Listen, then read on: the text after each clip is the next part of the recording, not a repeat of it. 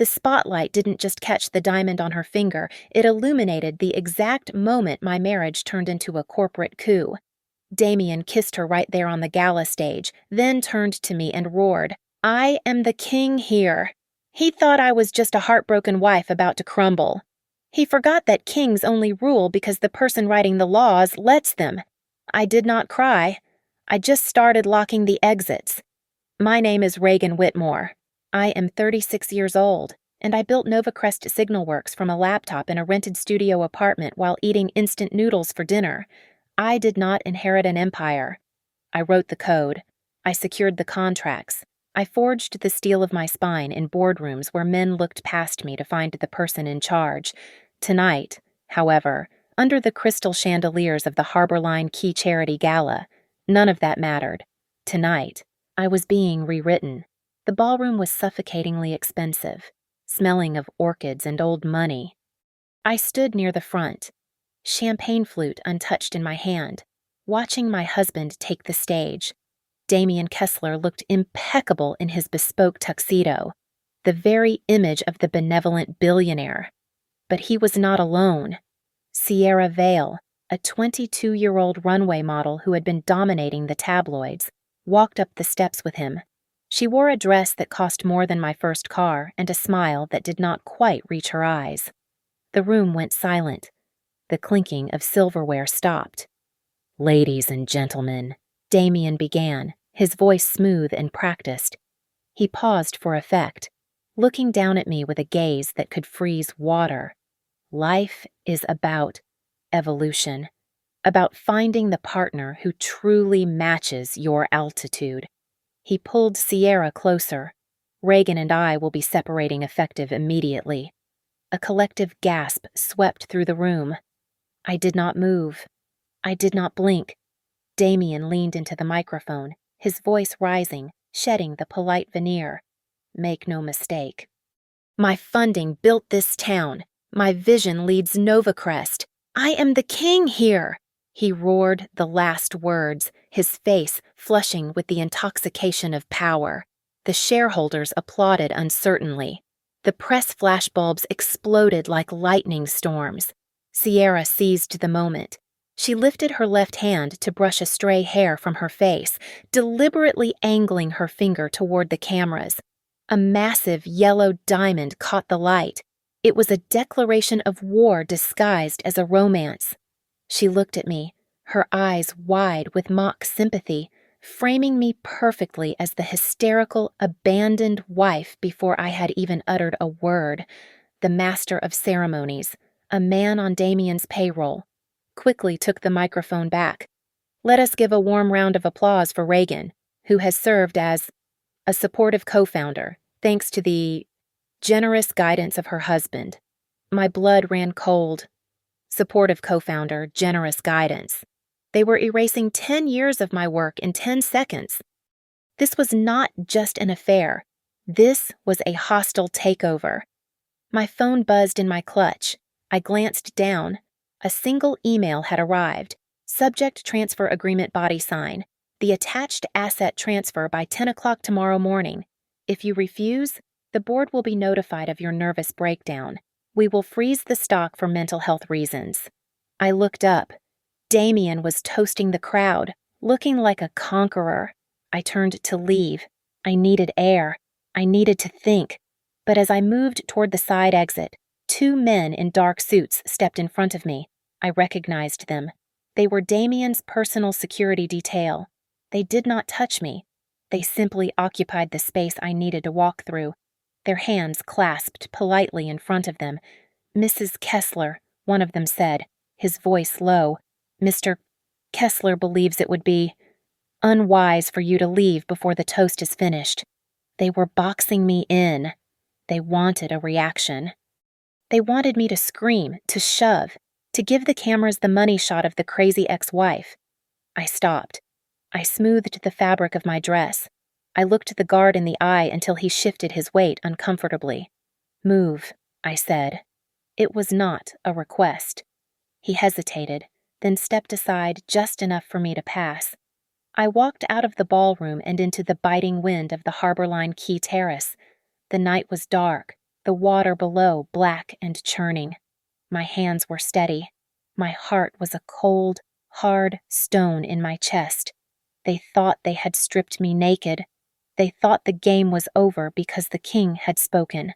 I looked back at the glowing windows of the hall where my husband was celebrating my demise. "If you want to be king," I whispered to the empty air, "you need to know I am the one who writes the laws." The morning sun hitting the limestone walls of the Kessler estate in Ravenbrook Hills did not feel like warmth. It felt like a spotlight in an interrogation room.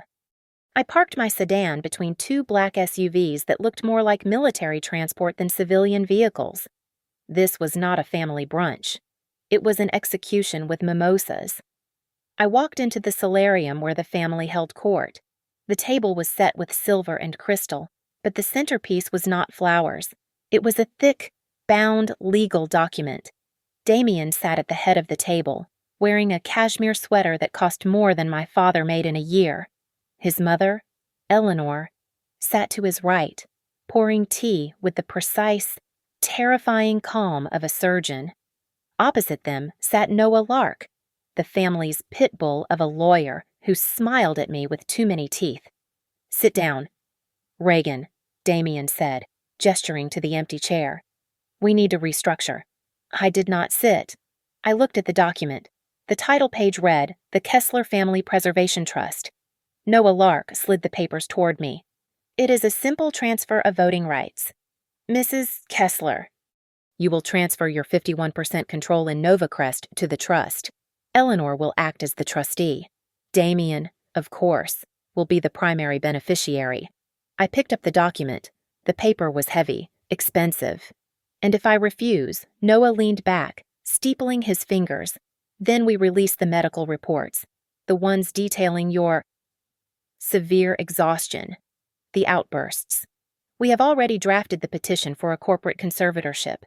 If you cannot make decisions, the court will appoint someone who can." My hands remained steady, though my stomach churned. They were gaslighting me on an industrial scale.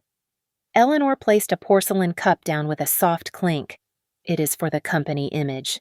Dear, we cannot have a volatile CEO. Investors get nervous. We are just trying to help you. Help me." I looked at Damian. "You publicly humiliated me last night. And now you want my company." Damian let out a short, sharp laugh. "Your company. You wrote some code. Reagan. I built the brand. I brought in the capital." He leaned forward, his eyes dead. "You can keep the title, but leave the power to a man who knows how to lead." I glanced at my phone. A notification popped up from Instagram. It was Sierra. She had posted a black and white selfie looking mournful with the caption, "Pray for Damian." Hard decisions are the heaviest to carry.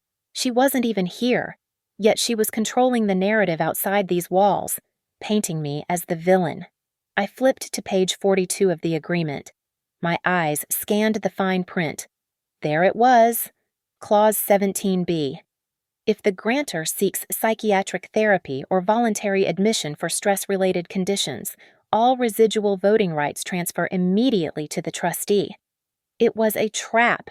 If I went to therapy to deal with the trauma they caused, I lost the company. If I didn't go and snapped from the pressure, they would force me out for instability. "I need air," I said, my voice tight. I need a moment to breathe." "Take all the time you need," Noah said soothingly. "But we need a signature by noon." I turned and walked toward the French doors leading to the patio.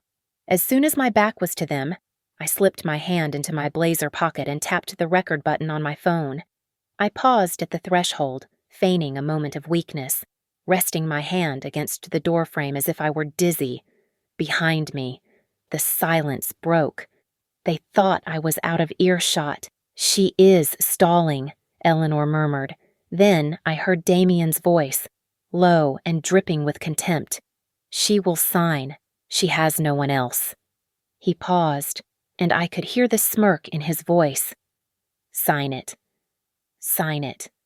Reagan, you are just a money printer. Machines don't have rights." I stopped breathing for a second. That was it. That was the confession. I stepped out into the cold morning air, the recording running safely in my pocket. I looked at the manicured lawn, the high fences, the golden cage they had built.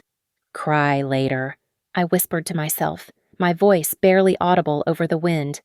Now. We audit. I drove back to our glass-walled house on Linden Crest Drive, but I did not go to the master bedroom. I could not stomach the thought of seeing his cologne bottle on the vanity or the empty side of the bed where a traitor used to sleep. Instead, I went straight to my home office and locked the door. The room was cold, illuminated only by the glow of my 3 monitors. I was not a wife grieving a marriage anymore. I was a CEO conducting a forensic audit. I pulled up the American Express statements first. Damian had a supplementary card attached to my primary account, intended for household emergencies. I filtered the expenses for the last 6 months. The list was a hemorrhage of my own money. There were charges for Luxe Styling Agency and Vogue Suite Rentals and Elite PR Management.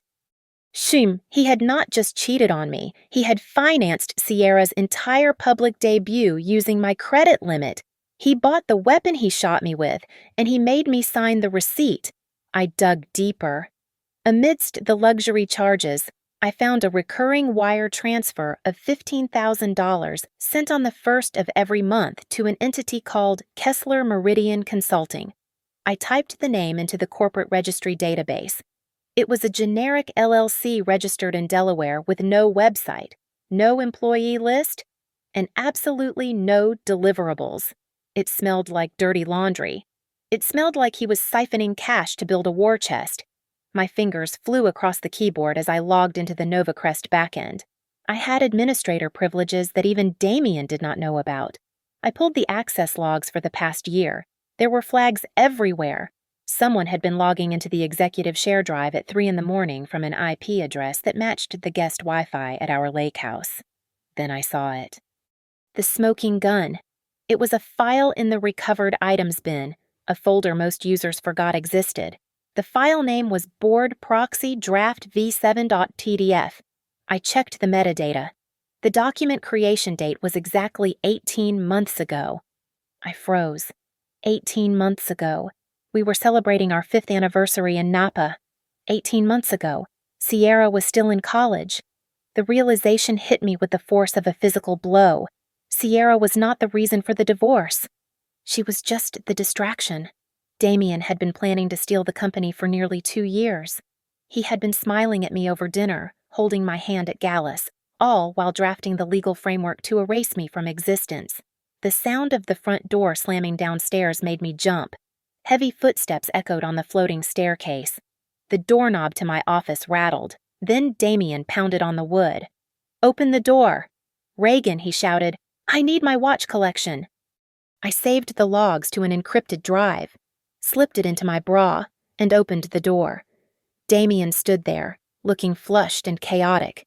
He scanned my face, looking for tears, looking for the breakdown he needed to sell to the board. "You look terrible," he sneered, brushing past me. "Have you been crying in here or just talking to yourself?" I leaned against the doorframe, crossing my arms. I said nothing. I just watched him. He started grabbing watch cases from the shelf, throwing them into a duffel bag with aggressive, jerky movements. He wanted a reaction. He needed me to scream so he could record it. "You know," he said, pausing to look at me with mock pity. "Noah says the judge will grant the emergency motion by Monday.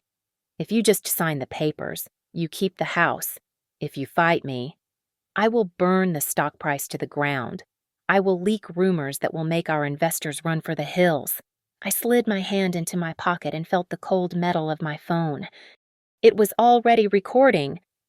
"You would destroy the company," I said softly, my voice steady. "Just to hurt me." "I built it," he yelled, his composure cracking. "I can break it if you don't sign." "I will crash the stock until it is worth pennies, buy it back for nothing, and fire you for incompetence. Do you hear me? I will bury you." He was breathing hard, his face red. He realized he had shouted too loud. He zipped up the bag, glared at me one last time, and stormed out. I listened to his car engine roar to life and fade down the driveway. I walked back to my desk and looked at the glowing screen, at the columns of numbers and dates that proved his betrayal was mathematical, not emotional. Crying is done, I said to the empty room. Now. We trace. The doorbell rang at exactly midnight. I did not check the security camera because I knew who it was. Jade Monroe did not knock. She buzzed the gate until it opened. I unlocked the front door, and my college roommate walked in. She was not carrying wine or ice cream. She was carrying a tactical briefcase and wearing a trench coat that looked like it belonged in a spy movie. Jade was the best crisis management specialist in the city, and she did not do hugs. "Lock the door," she said, dropping her bag on my kitchen island, "and turn off your main phone. This isn't a divorce. Reagan, this is a bank robbery." I locked the deadbolt. "He wants my voting rights. Jade." He threatened to declare me mentally unstable. Jade pulled a laptop out of her bag. Classic playbook. Step 1. Create a public scandal to isolate the target. Step 2. Leverage the humiliation to force a quick signature. Step 3. Use the emotional distress clause to strip control later. He doesn't just want you gone. He wants you legally incapacitated. I walked over to the hidden wall safe behind the pantry shelving. My hands were shaking, not from fear, but from the adrenaline of finally having an ally. I spun the dial and pulled out a thin, blue folder. It was dusty. I hadn't touched it since the day I secured our first round of venture capital funding. "He thinks he is taking the company," I said, placing the folder on the counter. But he forgot to check the basement. Jade opened the file. Her eyes scanned the header Whitmore IP Holdings LLC. "What is this?" she asked. "Novacrest Signalworks is just the operating entity," I explained, the ghost of a smile touching my lips. "It handles sales, marketing, and payroll. But the code, the security algorithms, the actual product, it is all owned by this LLC. Novacrest just leases the technology from me. The lease expires in 3 months." Jade looked up, her eyes widening. "So if he takes Novacrest, he takes an empty shell." I finished. "He gets the desks and the logo. I keep the engine." Jade grinned, a sharp, predatory expression. "You need a shark, and I know the one who smells blood from a mile away."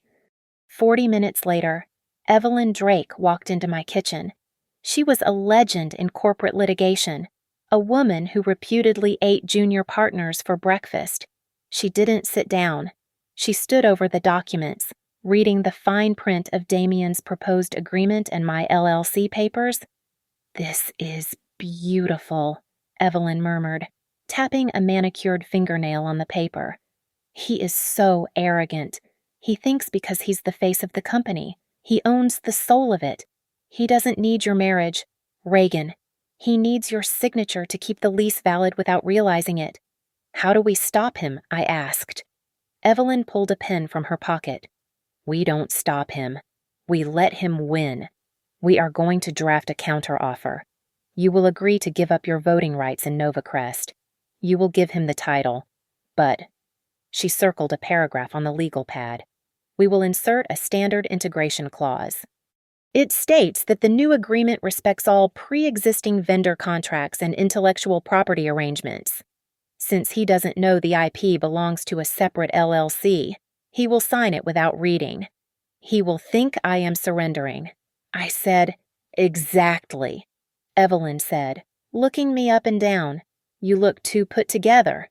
Mess up your hair, wipe off the mascara, wear something gray. When you meet him tomorrow, you need to be the broken, hysterical wife he told everyone you are. You need to stutter. You need to look like you haven't slept in 3 days." I reached up and pulled the pins out of my bun, letting my hair fall in messy tangles around my face. I slumped my shoulders, letting the posture of the CEO vanish, replaced by the posture of a victim. Like this, I asked, forcing my voice to tremble, adding a deliberate stammer. I just want it to be over. Evelyn, I can't fight him anymore." Jade clapped her hands once. A sound like a gunshot in the quiet kitchen. Perfect. He will be so busy celebrating his victory. He won't see the guillotine until it drops. I looked at the two women standing in my kitchen, my army of two. The fear was gone. In its place was a cold, calculated fury. "We open the gate," I said, my voice dropping to a whisper, "and let them walk into the trap." Marlowe and Pine was the kind of place where people paid $20 for avocado toast just to be seen eating it. Damian had chosen it deliberately. The floor-to-ceiling windows offered a perfect view for the paparazzi swarming the sidewalk, their lenses trained on our table like snipers. He wanted the world to see the moment the king accepted the surrender of his rebellious subject. He sat there with his mother and Noah Lark, looking radiant. Victory suited him. Sierra was notably absent, likely holed up in some hotel suite, posting cryptic quotes about resilience to maintain her curated image of the victimized soulmate. I sat opposite him, keeping my head down, my shoulders hunched in the gray cardigan Jade had picked out. I looked small. I looked defeated. "Let's get this over with," Damian said, checking his Rolex. "I have a tea time at 1 o'clock. Evelyn slid the fresh document across the marble table. It was thick, bound in navy blue. "We have agreed to your terms regarding the operating shares," she said, her voice flat and professional. "Reagan relinquishes her voting rights in Novacrest Signal Works. In exchange, she retains the Lindencrest property and receives a lump-sum settlement of $5 million. Noah Lark snatched the papers, flipping through them with the arrogance of a man who thinks he is playing against amateurs. He scanned the asset list. He checked the settlement figure. He completely glossed over the integration clause on page 12, and he barely glanced at the liability section on page 20. "And the access," Damian asked, drumming his fingers on the table.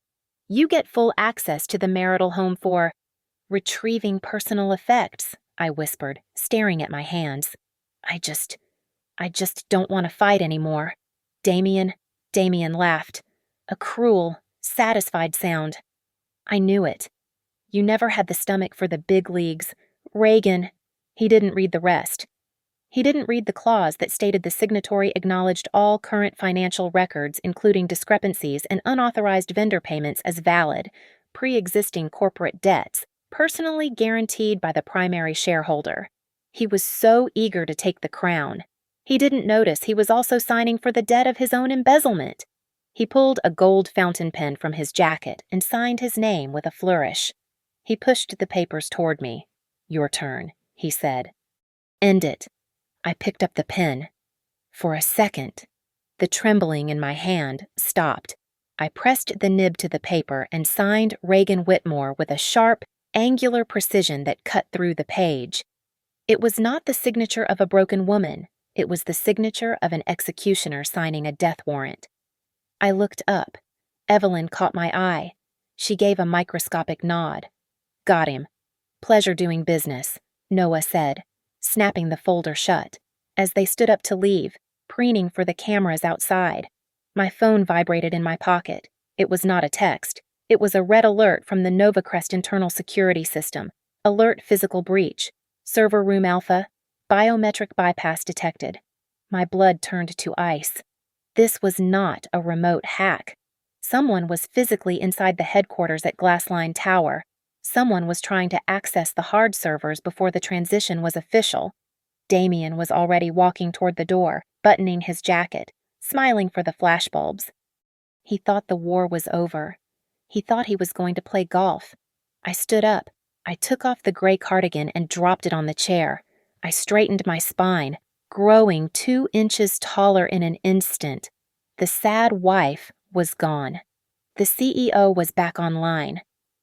"Where are you going?" Evelyn asked, though she already knew the answer by the look in my eyes. "To the office," I said, my voice cold and hard. "Someone is in my building." I strode out of the cafe, ignoring the paparazzi screaming my name. I climbed into my car and slammed the door, the engine roaring to life. They had celebrated too early. The real war had just begun. The elevator doors slid open with a soft chime that sounded like a warning bell. I stepped into the atrium of glass-lined tower to find my company turned into a theater stage. Damian stood on the reception desk, towering over 200 employees who had been summoned for an emergency all-hands meeting. "Reagan is unwell," Damian announced, his voice projecting confident sorrow. "The board and I have decided she needs a mandatory rest period. Effective immediately, I am assuming the role of interim CEO to steer the ship through these turbulent waters." To his right, sitting in one of the client waiting chairs like it was a throne, was Sierra. She was flipping through a deck of paint swatches, holding a shade of charcoal gray up against the wall as if the only thing wrong with my company was the interior design. A few junior developers clapped nervously, unsure if they were witnessing a tragedy or a promotion. "It is a seamless transition," Damian continued, holding up a piece of paper. "I have the signed proxy right here." I walked forward. The sound of my heels on the polished concrete floor was sharp enough to cut glass. The crowd parted instantly. "That is fascinating." "Damian," I said, my voice carrying without a microphone. "Considering I just had coffee with you 30 minutes ago, what rest exactly am I supposed to be taking?" Damian froze. He lowered the paper slightly. "Reagan, you should be resting." "This outburst is exactly why stop," I said. I did not shout. I did not need to. I walked up to the desk and snatched the paper from his hand before he could react. I held it up to the light. "This is a forgery. It is your signature." Sierra piped up from her chair. Dropping the paint swatches, I saw the notary stamp it. I turned to face the staff, holding the document high. For 10 years, every single document I have signed has a specific characteristic. When I write the W in Whitmore, I lift the pen at the apex of the letter. It is a microscopic break in the ink flow. This signature, I pointed to the paper. Continuous loop. Whoever signed this practiced my name. But they did not practice my muscle memory. The room went dead silent. Damian's jaw tightened. "You are delirious. Security? Escort her." "Marcus," I interrupted, looking directly at the mid-level IT manager standing near the server room door. He went pale. "Why don't we look at the big screen?" I pulled my phone out and cast the live security logs to the massive presentation monitor behind the reception desk. At 8:15 this morning, an administrative override was executed to elevate Damian Kessler's clearance to Level 5. I narrated, pointing at the scrolling red text. "That command came from your terminal. Marcus." While I was supposedly resting, Marcus started to back away. I was told it was authorized. By whom, I asked. "The man who does not work here." Before Damian could spin another lie, the main doors opened. Evelyn Drake walked in, flanking a man in a sharp suit carrying a heavy briefcase. It was Sutton Price, the city's most feared forensic accountant. "We have the preliminary audit," Sutton announced, his voice booming. "We tracked the outgoing payments from the marketing budget. $150,000 over 6 months to a vendor listed as Kessler Meridian Consulting." Damian stepped down from the desk, his face flushing a deep, angry red. "This is a private family matter. You are airing dirty laundry too." "It is not a family matter," Sutton corrected. "The registered agent for Kessler Meridian is not a consultant. It is your cousin in Jersey City. That is embezzlement." The word hung in the air like smoke. The employees gasped. Sierra stood up, clutching her designer bag, looking between Damian and the screen, realizing the script had changed. Damian lunged toward me, invading my personal space, trying to use his height to intimidate me one last time. "Reagan, stop this. You are hysterical. You are destroying us over a petty grudge." I did not flinch. I looked him dead in the eye. "This is not about feelings." "Damian," I said coldly, "this is a data breach. You have compromised the financial integrity of this firm. As CEO, I have a fiduciary duty to neutralize any active threats to our clients." I turned to the head of building security, a man I had hired 5 years ago. Chief, this individual is unauthorized personnel attempting to access sensitive data. Remove him from the premises. Revoke his badge. If he resists, call the police. The chief did not hesitate. He stepped forward with 2 officers. Mr. Kessler, this way. Sir. Damian looked at the guards, then at the silent, staring staff. He tried to straighten his jacket, tried to find his dignity. But it was gone. You will regret this, he hissed at me as the guards took his arms. I am the king here, not anymore, I said. They marched him out the revolving doors. Sierra was left standing alone in the middle of the lobby, surrounded by people who now knew exactly who she was. She looked at the elevator, then at me. She started, her voice trembling. The visitor exit is that way, I said, pointing to the door without looking at her. And leave the paint swatches. We are not redecorating. We turned the conference room into a war room. Sutton Price had been staring at the projected financial map for 2 hours. His tie loosened, his eyes narrowed. The coffee in his mug had gone cold, but the heat in the room was rising. You need to see this. Reagan, Sutton said, tapping a stylus against the screen. The world thinks Damian is a billionaire, but according to these tax returns and credit reports, he is not liquid. He is leverage wrapped in a tuxedo. I walked over to the screen. The web of lines was dizzying. He is borrowing from Peter to pay Paul, Sutton explained, tracing a red line. He took out a bridge loan to cover the interest on the estate in Ravenbrook Hills. Then he used the equity in the estate to secure a line of credit for his venture fund. It is a house of cards. If one loan gets called, the whole thing collapses. He is broke, I asked, the word feeling strange on my tongue. Worse, Sutton said. He is drowning. He needs Novacrest's cash flow not to invest, but to breathe. Without your company, he defaults on everything within 60 days. Evelyn slid a document across the mahogany table. Her face was grim, and he was willing to commit a felony to keep the lights on. Look at this. It was a mortgage deed for my premarital apartment in the city, a property I owned free and clear before I ever met Damian. I scanned the date. It was signed 2 years ago. On the 14th of August. My stomach dropped. I was in the hospital that day. I whispered. I was having emergency surgery for my appendix. I was under general anesthesia. Look at the witness signature, Evelyn said. I looked. Margaret Kessler, his aunt. They forged my signature while I was unconscious. I said, my voice trembling with a cold, hard rage. They leveraged my safe haven to fund his lifestyle. The family trust, Evelyn continued, pacing the room, is not a preservation tool. I read the bylaws again. It is a funnel. It allows the trustee to license intellectual property to third parties for a nominal fee.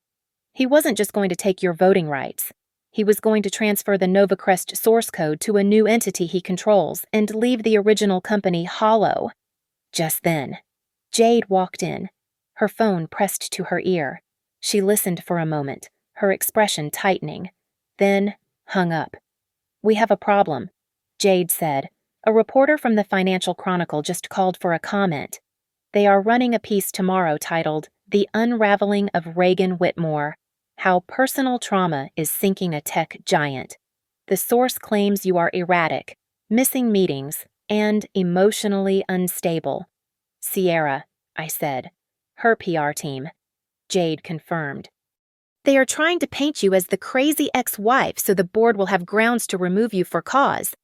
If that article runs, the stock tanks, and Damian scoops up the shares, I felt the urge to scream, to call the reporter and tell them about the affair, about the humiliation, about the forged mortgage, but Jade shook her head before I could speak. No, Jade said firmly.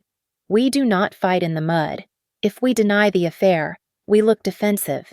If we attack Sierra, we look jealous. We pivot to what I asked. Security, Jade said, writing the word on the whiteboard in capital letters. We issue a statement that you uncovered a critical financial vulnerability and a breach of data protocols involving unauthorized personnel.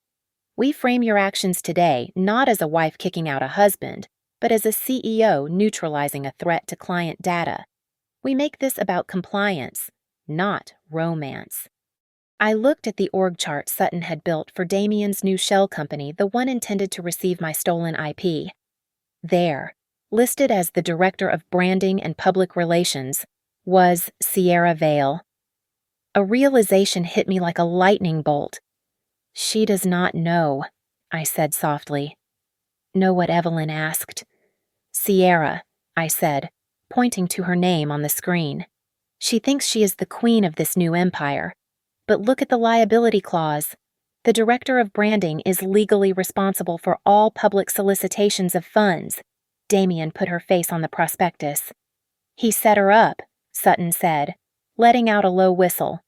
If the fund is fraudulent, which it looks like it is, she goes down for wire fraud. She is his human shield.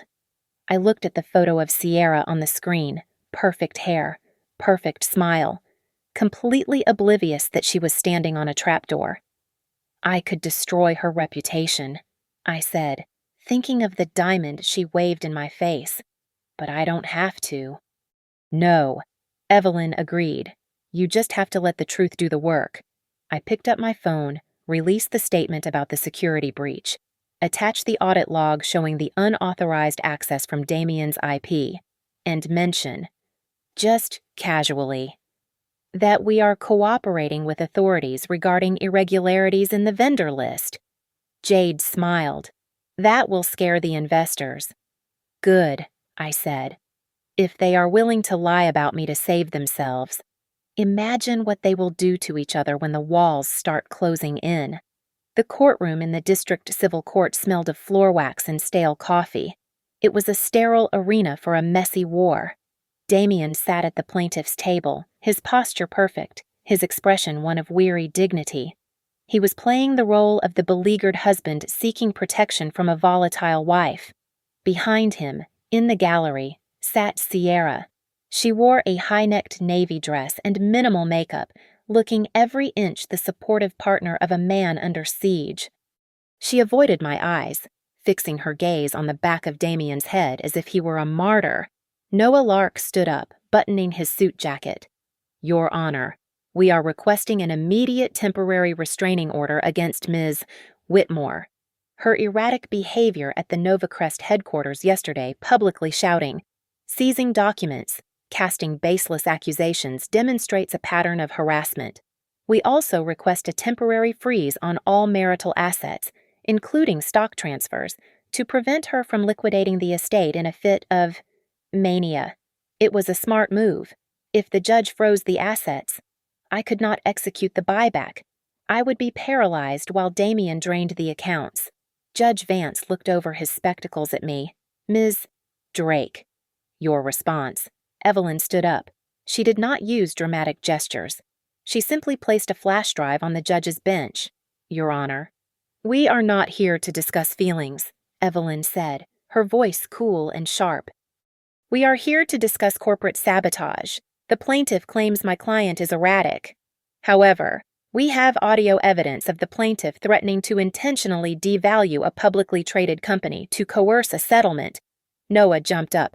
Objection, privacy violation recorded in a one-party consent state. Evelyn countered smoothly. We also have server logs showing the plaintiff accessed secure financial data using an unauthorized administrative override at 3 a.m. And finally, we have a forensic audit showing $150,000 of company funds transferred to a shell entity controlled by the plaintiff's family. The judge signaled for the bailiff to play the audio. The courtroom went silent. Then, Damian's voice echoed from the speakers, distorted but unmistakable. I will crash the stock until it is worth pennies. I will bury you. Damian stiffened in his chair. Sierra blinked, her perfect mask slipping for a fraction of a second. Judge Vance stopped the recording. He looked at Damian with an expression of profound distaste. Mr. Lark, the judge said, removing his glasses. You are asking for equity from this court while your client's hands are decidedly unclean. The request for an asset freeze is denied. The request for a restraining order is denied. If Mr. Kessler approaches Novacrest property again, I will have him held in contempt. Damian turned to look at me. The smugness was gone. In its place was a flicker of genuine fear. He had lost his shield. As we walked out onto the courthouse steps, Jade was already typing on her phone. "Press release is live," Jade said without looking up. Short and boring. Novacrest Signalworks prioritizes the security of client data above all else. We do not comment on private litigation. It kills the gossip cycle and focuses on the business. I pulled out my tablet and sent the email I had drafted in the car. It went to the entire executive team and the board of directors. Subject security protocol and mandatory audit body. Effective immediately. All external access points are revoked. A mandatory forensic audit is underway. An emergency board meeting is scheduled for tomorrow at 9 o'clock. "Now for the kill shot," Evelyn said as we reached my car. By attempting to transfer his voting rights to the family trust yesterday, Damian triggered Clause 82 of the original LLC operating agreement. I smiled. It was the trap we had set, the alienation of control clause. "Exactly," Evelyn said. The moment he signed that transfer to a third-party entity without board approval, his shares were automatically reclassified as non-voting stock. Furthermore, it triggers a mandatory buyback option for the company at book value. "Book value?" I repeated. "Not market value." "He thinks his shares are worth $50 million, Evelyn said. "But at book value, they are worth maybe 200,000. I nodded to Jade. "Call the movers. I want Damian's belongings packed and moved to a climate-controlled storage unit by 5 o'clock today. Pay for 3 months of rent. Send him the key and the receipt. Do not throw anything away. We are following the law to the letter. He will have nowhere to go," Jade said. "He has the king's suite at the Ritz," I replied, opening the car door, at least until his credit card is declined. I looked back at the courthouse. Damian and Noah were arguing on the steps. Sierra was standing a few feet away, checking her phone, looking isolated. "They have one move left," I said, getting into the car. "He will try to rally the board to fire me before I can execute the buyback." "He can try," Evelyn said, closing my door. I leaned back against the leather seat as the driver pulled away. The silence in the car felt heavy, charged with the electricity of the final confrontation. "Bury him. Reagan," I whispered to myself. "Bury him with paper." There was only one place left where they could hurt me now, the boardroom, and I was bringing a flamethrower. The live stream on Damian's phone was broadcasting to 3,000 viewers. He was drunk on champagne and hubris, leaning out of the sunroof of the limousine as it pulled up the winding driveway of Linden Crest. Sierra was beside him, laughing, holding the phone steady as he shouted his catchphrase to the digital world. "We are home, everyone." Damian roared, his words slightly slurred. "This is what winning looks like. I am the king." Here I sat in the back of my own black SUV, parked deeper in the shadows of the driveway, watching the screen of my iPad. I was not watching a celebration. I was watching a man walk into a buzzsaw. They stumbled out of the car, looking glamorous and untouchable. Damian walked up to the massive oak front doors he believed he now owned and punched in the security code. Beep. Error. He frowned. He punched it in again. Beep. Error. What the? He muttered, jiggling the handle. Suddenly, the perimeter floodlights snapped on, bathing the driveway in blinding white light that washed out the camera feed and made them both squint. 2 uniformed police officers stepped out from the side of the garage, hands resting near their belts. Behind them stood my private security chief. "Step away from the door, sir," the officer commanded. Damian spun around, his face contorted in confusion and rage. He was still holding the phone, still broadcasting his own humiliation live. "Do you know who I am? I own this house I am the king here." The officer did not blink. According to the deed and the restraining order filed an hour ago, this property is the sole asset of Whitmore IP Holdings, LLC. You are trespassing on corporate property. If you do not vacate immediately, you will be arrested." Sierra's smile vanished. She lowered the phone, but the comments were already scrolling by, people asking if the king was getting arrested. Then, her own phone rang. It was a shrill, piercing sound in the tense silence. She answered it, annoyed. "Not now." "Marco." "We are." She stopped. Her face went pale, draining of all color. "What do you mean?" Paused. "The campaign launches next week." She listened for another second, her hand trembling. "A financial investigation." "But I didn't do anything." She lowered the phone slowly, looking at it as if it had bitten her. That was my cue. I opened the door of my SUV and stepped out into the light. I wore a sharp white suit that glowed in the floodlights.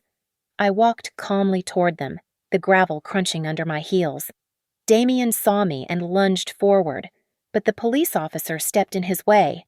"You locked me out," Damian screamed, spittle flying from his mouth. "I signed the agreement, I get access." "You signed an agreement transferring your rights to the family trust," I said, my voice calm, cutting through his noise. I held up a thick manila envelope, and since the trust is a third-party entity, you triggered the eviction clause in the residence bylaws. You also triggered the mandatory stock buyback. I tossed the envelope at his feet. It landed with a heavy thud. "We are buying back your shares at book value." "Damian," I said, $200,000. That should cover your legal fees for the embezzlement charges. The rest of the company, it is mine. It always was. Damian stared at the envelope. He tried to speak, but only a strangled sound came out. Sierra looked at Damian, then at me. The gears were finally turning in her head. She looked at the police, at the document on the ground, and then at the man she had banked her future on. "You used me," she whispered, her voice shaking. The reporter said, "They said I am the face of the fund. If it is a fraud, I go to jail, Sierra." "Baby, don't listen to her," Damian stammered, reaching for her. It is just a technicality."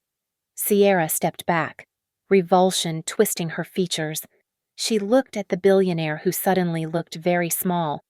"You said you were a tycoon," she spat out, her eyes filling with angry tears. "You said you owned it all? So why? Why does everything you touch need her signature?" Damian opened his mouth, but no words came out. The live stream was still running, capturing his silence, capturing the exact moment the facade crumbled into dust. I walked past Sierra, stopping just inches from Damian. I leaned in close, so only he could hear me over the wind. "A king holds the power. Damian," I whispered, "but a real king. A real king doesn't need to steal a throne." I turned my back on him and walked toward the front door. I keyed in the new code. The lock clicked open with a sound like a gavel hitting a desk. I stepped inside my house and closed the door on the past, leaving him in the cold with the police and the truth. The emergency board meeting at Novacrest began at exactly 9 o'clock in the morning. The conference room was packed with grim-faced directors and nervous investors. I sat at the head of the table, my hands folded on the polished wood. Opposite me, Damian walked in with Noah Lark, looking like a man who had spent the night shouting at walls. He was disheveled, his tie crooked, but his eyes were manic. "We are here to remove the CEO," Damian announced without a greeting. He threw a stack of papers on the table. "Reagan is mentally compromised. I have the medical conjecture. I have the proxy votes. I am taking control." The room remained silent. No one moved. Evelyn Drake stood up from my right side. She pressed a button on the remote, and the projector screen lowered. "Actually, Mr. Kessler," Evelyn said, her voice cutting through the tension. "You are not taking anything. According to the bylaws of Whitmore IP Holdings, which you legally acknowledged yesterday, any transfer of operating shares to a third-party trust triggers an immediate suspension of voting rights. She clicked to the next slide. It showed a graph of his influence dropping to 0. You own paper. Damian, I said softly.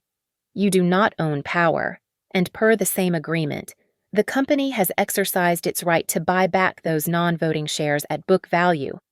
The check for $200,000 is already in the mail. Damian turned purple. This is theft, Noah. Do something.